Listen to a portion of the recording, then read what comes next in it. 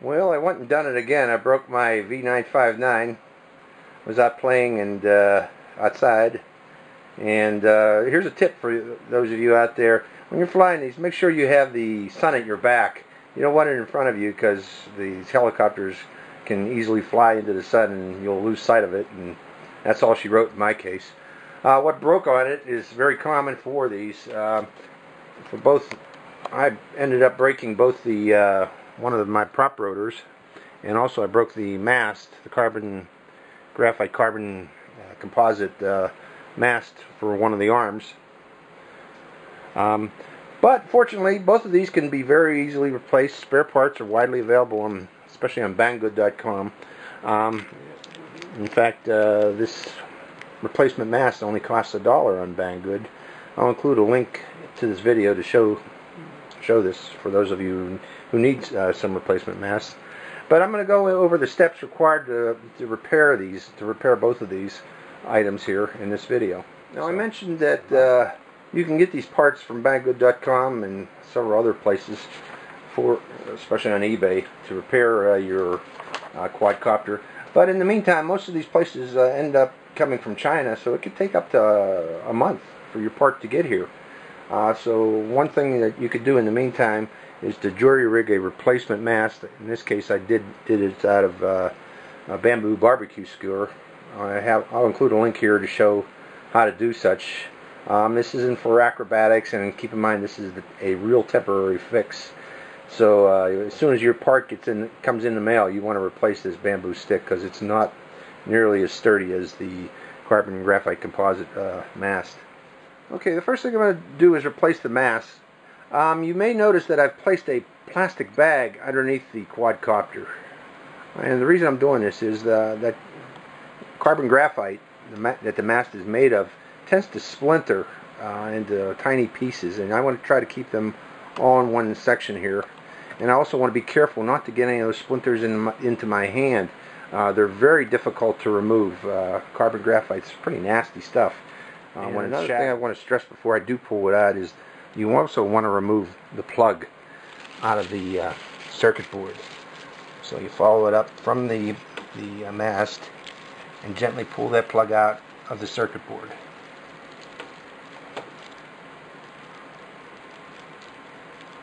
With your fingernails if you can.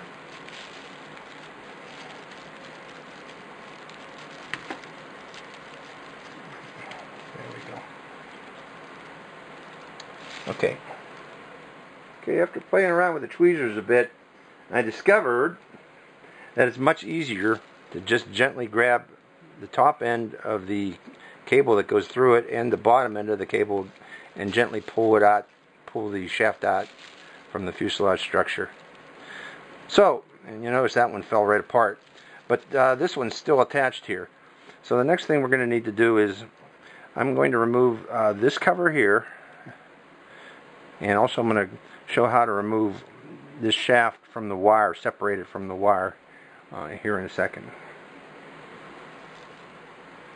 Now I'm going to show how to separate the mast from the wire. Some people would just snip the end of the wire off and resolder these, but I found an easier way to do this is that if you took a pair of pliers and grab the shaft diagonally with the pliers, don't grab it flat, but try to grab it on the diagonal ends of the shaft, and then squeeze, gently squeeze. You can crack this like an eggshell open by doing such. That's the weak point, is these diagonal ends. Again, I really wished I was wearing gloves, but we're going to try to get by without gloves here to avoid splinters. But notice how it's cracking up as I go down to the end of it. And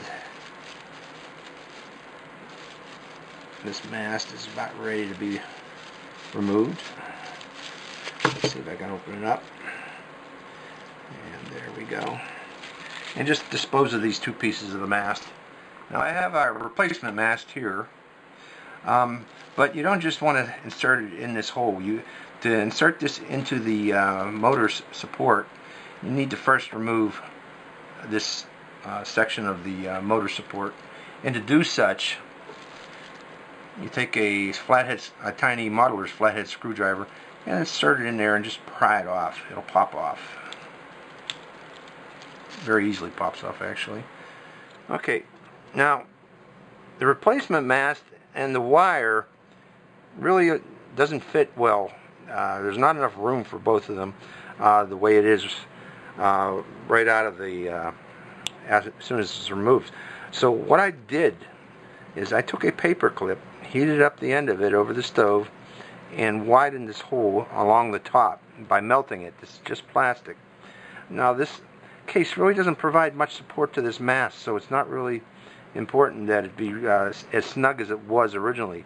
The support is actually provided on the inboard side, because this is where I really need to insert it at the end to get the full support. So again, there's no real problem in widening the outboard case so that this mast can fit through. So all I've got to do now is put the wire on the top where I widened it, insert the mast. That I want to insert this plug or this mast in the main engine support, motor support area, and slide it all the way in. Okay, now it's in there, and now I can put this mast on, or the cover on. Again, I think this is upside down. Wait a second. Yeah, I think it'll fit that way too. There we go. And close it up until it snaps. There you go. Now, again, you notice that the wire goes through the center of these masts, but this is going to break again. It's inevitable. I'm going to take it out there. It's probably going to break again. So all I need to do is just gently wrap it around a few times to take up the slack. And also it helps to put a little piece of tape to hold it in place. So this can be adjusted a little bit later. So the repair is almost done. What I need to do is take the quadcopter, move these parts out of the way, insert this end of the mast into the quadcopter until it's snug, and simply take the plug and reinsert it into the circuit board.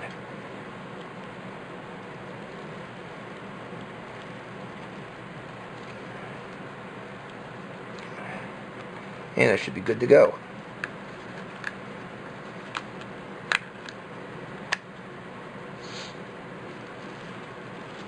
Okay, that's the simple fix for the mast. I know it doesn't look pretty, but take my word for it, you're going to break this again. This is the second time I've broken a mast. So, now let's take a look at the propeller. Okay, now we're focusing on repairing the prop rotor, the bent prop rotor we have here. These rotors that I have on here are the newer GWS higher performance prop rotors. But one thing about them is they fly this thing great, but they're a lot flimsier, a lot smaller than the standard prop rotors that come with this. So they are even more prone to damage than the standard ones that you get. So what I'm going to try to do first is to try to repair this one here by just simply bending it back into place. A lot of the times when you're out in the field and you bend up your prop rotor, you can actually try to repair it by just bending it back into place. That works a lot. I've salvaged several of my prop rotors by just doing such for a few more flights at least. So what I'm going to try to do first is to bend it. So let's see if that can be done. And if it doesn't, I'm just going to replace it. My.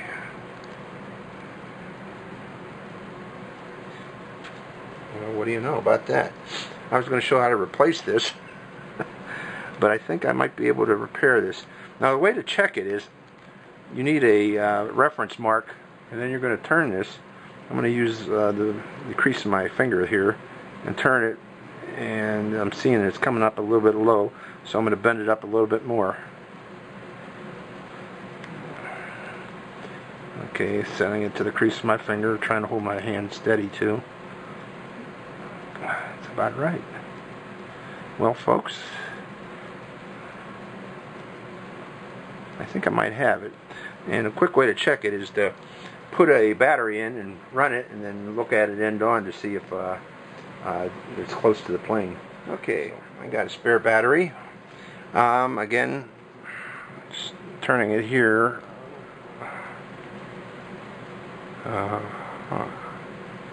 It appears to be in plane, but we'll find out here shortly. One thing I want to say is, if I don't show you how to to replace these, I'll do so in a future video. But again, you notice these are not the standard props that come with this. These are the GWS, I believe it's 5443 higher performance props, and it does make a difference in flight. I noticed it very much, that it doesn't tend to cause, or these, I haven't seen this settling issue that you see with these in hover. If you're trying to descend and hover, you sometimes have settling problems where you can't control the descent. These have no problem stopping, coming down. But one thing is, if you notice, their support shaft is shorter than the standard props, and because of that, you have to include a spacer, especially if you're using this with the V959 models. Otherwise, the gear disengages from the motor down below. And for a spacer, it's very simple to make a spacer. I got one around here, and I'll show you shortly. I make the spacers out of just a juice box straw. I snip little pieces off here, about 3 millimeters in length each, and I place them around the base of the propellers, just under the propellers. Again, it's a drink box straw. Just a simple drink box straw works great for spacers on these. So, we're back to trying to see if I've repaired the propeller by simply bending it. So I'm going to insert the battery. Oh, I got a battery in there already. Never mind, let's just do that. Plug this in. And for those of you, I'm sure you're all aware of this, you want to leave this, oh, that battery's dead. Oh no, it's running. You want to leave your, when you insert your battery, you want to put it on a level surface. You can either put it on its back or on its stomach, and then plug the battery in. And you wait until you see this slow flashing red light. That tells you that the gyros are spun up and ready to go, and it knows the horizontal plane very well. Okay, now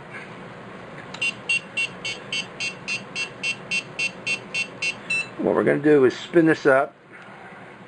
I'm going to hold on to it, and we're going to look at the edge on of this blade to see if we see much wobbling.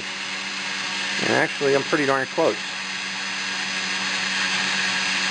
Seems to be pretty close. So, next, let's try to fly it and see if it flies.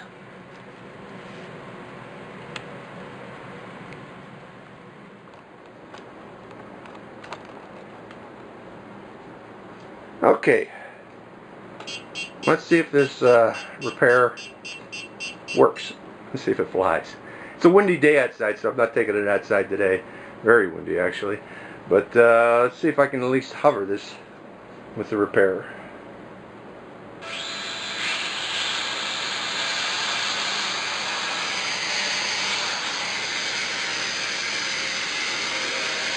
And apparently it works.